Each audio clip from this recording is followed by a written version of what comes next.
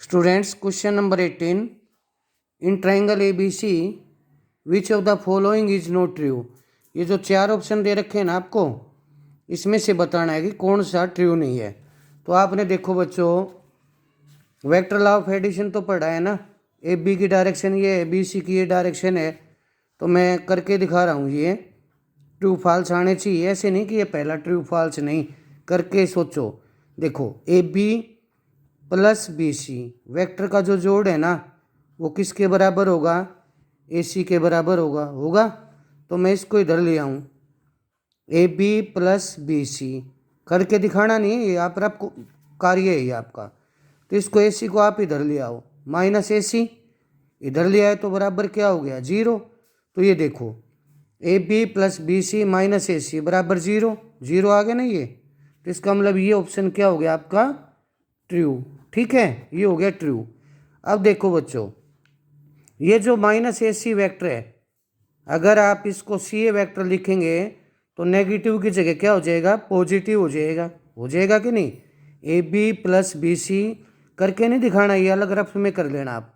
तो minus A सी है, तो ये क्या हो जाएगा? प्लस वेक्टर सी ए बराबर क्या हो गया? 0।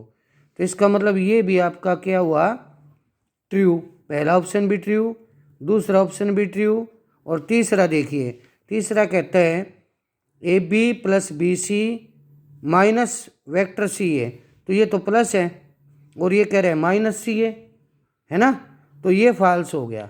इसने पूछा था ना कि कौन सा ट्रू नहीं है, तो इसका मतलब ये ट्रू नहीं है, सी वाला ट्रू नहीं है। क्यों? क्योंकि ये प्लस सी आया हुआ है। अब डी का देखो option, A B minus C B, तो यहाँ पे मैं बी सी की जगह क्या लिख सकता हूँ? अगर मैं रिवर्स करूँगा तो निशान माइनस का आ जाएगा ना, तो ये हो सकता है माइनस सी बी और प्लस सी ए बराबर क्या हो गया? 0।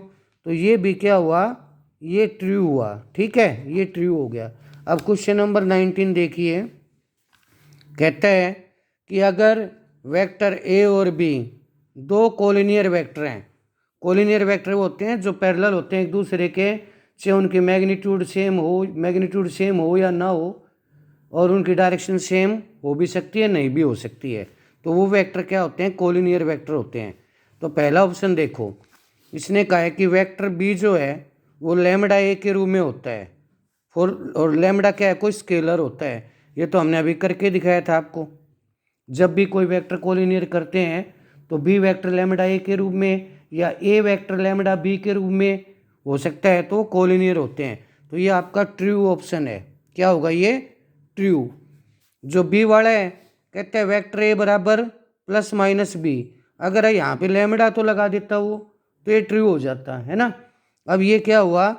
ये फॉल्स हो गया। ठीक है, अब देखो, कहता है respective components of A and B are not proportional, कि जो वेक्टर होते हैं दो, ए और B, x1 y1 x1 y1 z1 और x2 y2 z2 निकालते हैं पहले, फिर हम क्या करते हैं? x1 अपॉन x2, फिर y1 अपॉन y2 करते हैं, फिर z1 अपॉन z2 करते हैं।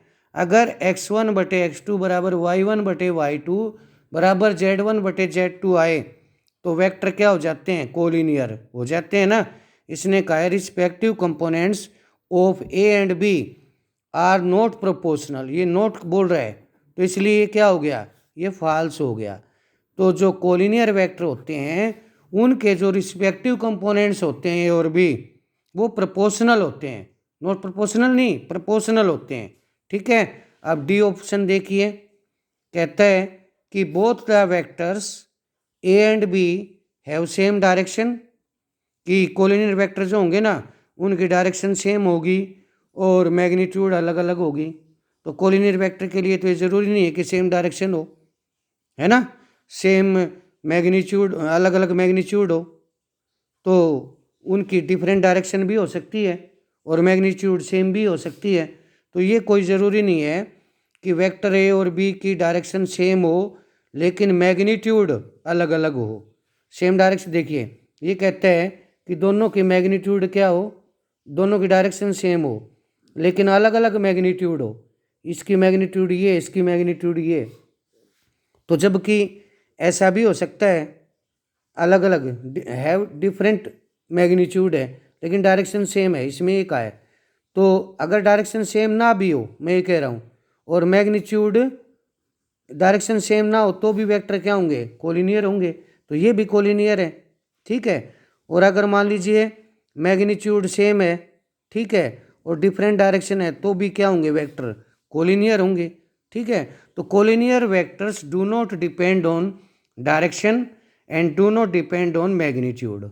ओके स्टूडेंट्स, तो ये आपका क्या हुआ, ये फॉल्स है, ठीक है। तो ये एक्सरसाइज आपकी कंप्लीट हो गई है, एक्सरसाइज 10.2 कंप्लीट।